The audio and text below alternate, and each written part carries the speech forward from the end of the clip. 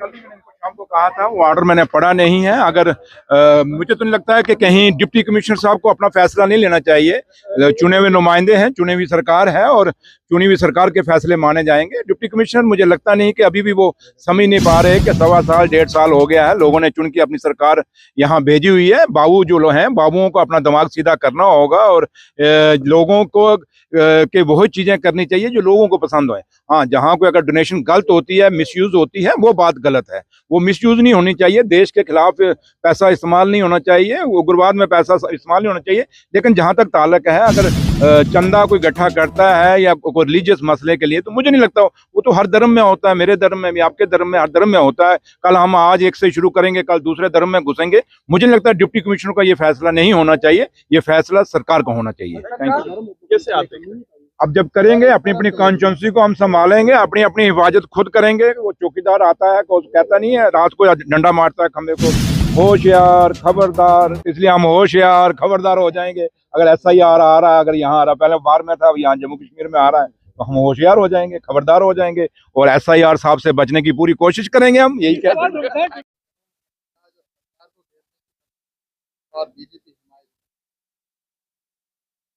सरकार को, इस सरकार को घेरने से क्या होगा? कुछ हासिल नहीं होगा। एक असेंबली ने रेजोल्यूशन पास किया है, जब भारतीय जनता पार्टी के लोग असेंबली के अंदर मौजूद थे, वो खामोश रहे। जब इस रेजोल्यूशन पे वोटिंग हुई, उस वक्त भी वो खामोश रहे। उनमें से कोई ये तक उन्होंने नहीं कहा कि भाई इसको आप कश्मीर में इस्टेब्लिश ना करें। अब जब असेंबली ने उस वक्त रेजोल्यूशन पास करके एक उसूली फैसला कर लिया, इसको कश्मीर में कायम करना है, इस्टेब्लिश करना है, वो फैसला तो हो गया उस वक्त। अब मसला ये है कि क्या इनका जो मुतालबा है ये जायज़ नहीं है। इनका मुतालबा भी एक लॉ यूनिवर्सिटी का है जो जायज़ है। हम ये समझते हैं कि कश्मीर में भी बने और जम्मू में भी बने, और हम गवर्नमेंट ऑफ इंडिया से अपील करते हैं कि आपने हमेशा जम्मू और कश्मीर को इसी तरह ट्रीट किया है आज तक। एक चीज़ वहाँ होती है, उसी चीज़ को यहाँ देते हो, एक चीज़ यहाँ आती है, उसी चीज़ को वहाँ देते हो।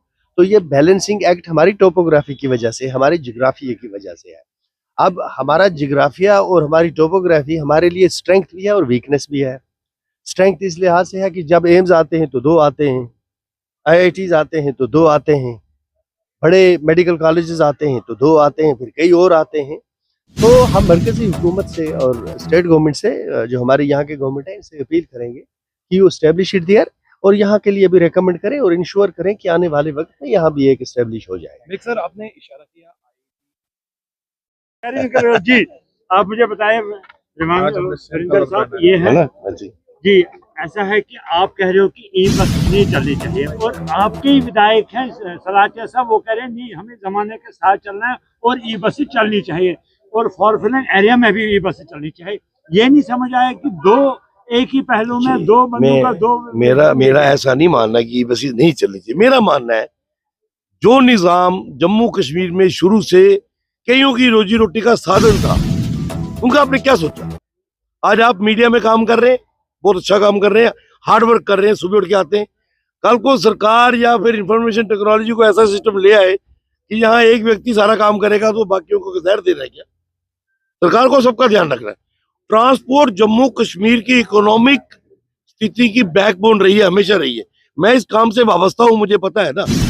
एक ट्रांसपोर्टर की परिभाषा ट्रक बस ओनर नहीं है। एक 3 व्हीलर वाला सुबह 4 बजे उठ के अपना ऑटो साफ करके स्टेशन के बाहर खड़ा होता है, सवारी उतरेगी, वो उसको कहीं डेस्टिनेशन पे पहुंचाऊंगा, उससे 200-300 रुपए लूंगा, जिससे मैं अपने बच्चों का पालन पोषण भी करूंगा और सरकार का भी करूंगा। सरकार का कैसे करूंगा? क्योंकि मुझे टोकन टैक्स भरना है, मुझे रोड टैक्स भरना है, मुझे पेट्रोल डीजल जब डलवाना है तो उसका हिस्सा भी सरकार को जाता है। ये बड़ी चीजें समराइज आप करोगे। ई बसों से सरकार ये बताए रेवेन्यू कितना जनरेट हुआ, ई बसें टोकन टैक्स कितना भरती हैं, ई बसें इंश्योरेंस कितनी कवर कर रही हैं।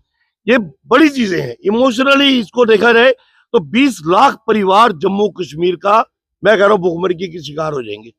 या तो आप उनको अल्टरनेटिव दे दो, भैया ई बस आ गई है, अब आप ये ई रिक्शा ये बंद कर दो, रिक्शे वगैरह, तो हम आपको बोल देते हैं कि आप इसके ऊपर ड्राइवरी कर लो, कंडक्टरी कर लो।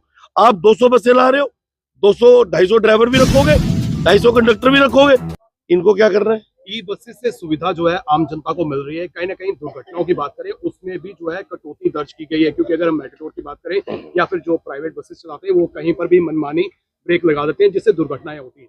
मुझे लगता है आप ही शायद उनकी रोजी रोटी खत्म करने वालों में से हो। आपको लग रहा है कि एयर कंडीशन में झूठा मिल रहा है तो बड़ा अच्छा है।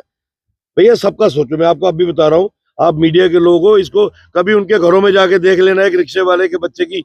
मैंने तो कई परिवारों से मिलता हूँ, मैं उनके घरों की स्थिति को जानता हूँ। जी जी, तो अगर ऐसी गवर्नमेंट कोई पॉलिसी लाए कि लास्ट टाइम वो टांगे वालों के लिए उन्होंने छोटी गाड़ियां दी, जब हाँ, टांगे चल रहे थे yes, गाड़ियां दी थी, बिल्कुल। अगर इनके बदले इनको ई बस दिया जाए तो उसमें आपको कोई एतराज है? देखो मुझे कोई एतराज नहीं, लेकिन इनका क्या करना है, सरकार इसके ऊपर कोई व्हाइट पेपर जारी करे ना कि ये जम्मू की जो कश्मीर की पूरी बसें खड़ी हो जाएंगी, तो वो लोग कहाँ जाएंगे, उनकी रोजी रोटी। मैंने कहा ना, एक ट्रांसपोर्टर जब गाड़ी लेके सुबह घर से निकलता है तो उसके साथ खाली उसका ड्राइवर कंडक्टर नहीं है, जो टायर पंचर लगाता है, टायर में हवा भरता है, उसकी रोजी रोटी भी वहां से होती है। ई बसों वाले टायर कहाँ से पंचर लगवाएंगे, उनका अपना यार्ड बना होगा, उन्होंने हवा कहाँ से भरवानी है, उनका सरकारी वहां यार्ड बना, वहां से भरेंगे। ये बाहर जितने वेंडर्स खुले हैं ये किसको करेंगे, ये बड़ा समराइज करके देखना पड़ेगा। सबकी रोजी रोटी का साधन रखने की जरूरत है, लोगों को सुविधाएं दीजिए, ऐसी बात नहीं है। आप कोशिश कीजिए जो प्राइवेट हमारे ओनर्स हैं इनको कहा जाए कि ई बस के पैटर्न के ऊपर आप गाड़ी डालिए ना, आप चलाइए गाड़ी, हम आपको कहाँ मना कर रहे हैं। और ई बस में जो सवारी है उसको सरकार कौन सा फ्री में ढो रही है। ठीक है, महिलाओं को लेके इन्होंने किया है, उसमें भी हमारे ट्रांसपोर्ट मिनिस्टर साहब गा के बता रहे हैं इतने करोड़ का घाटा, इतने करोड़ का घाटा। अगर घाटे इनके बता रहे हो तो घाटा वो जो ट्रांसपोर्टर्स की वजह से पड़ रहा है वो क्यों नहीं बता रहे आप, जिनकी रोजी रोटी खत्म हो रही है वो क्यों नहीं बता रहे हो। तो मुझे लगता है कि ऑन ह्यूमैनिटेरियन ग्राउंड्स सबका साधन जीवन का चले, ये सरकार को सोचना चाहिए। Thank you. धन्यवाद। ग्रांट्स पे जो है हमें ये देखना होगा कि हम यहाँ लोकल ट्रांसपोर्ट जो हमारी है इसको किस तरीके से सर्वाइव किया जाए, उनके बारे में सरकार जो है वो क्या रोड मैप लेके आती है उस पर बातचीत करेंगे। ई बसों के खिलाफ क्यों है आपके देखिए, सवाल इस बात का है कि जिस तरीके से ज़माना बदल रहा है तो हमें भी ज़माने के हिसाब से बदलना होगा।